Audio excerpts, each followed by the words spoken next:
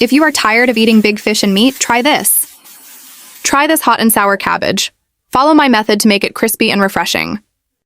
The meal is much more delicious than the big fish and meat.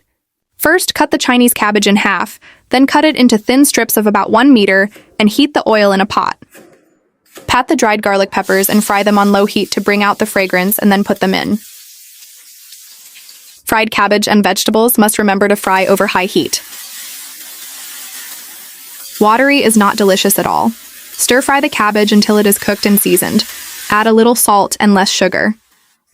A little light soy sauce, a little balsamic vinegar, a little oyster sauce. Continue to stir-fry evenly.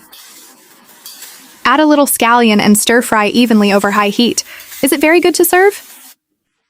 Simple to do. The cabbage hot and sour is very delicious. I like it. Hurry up and do it too.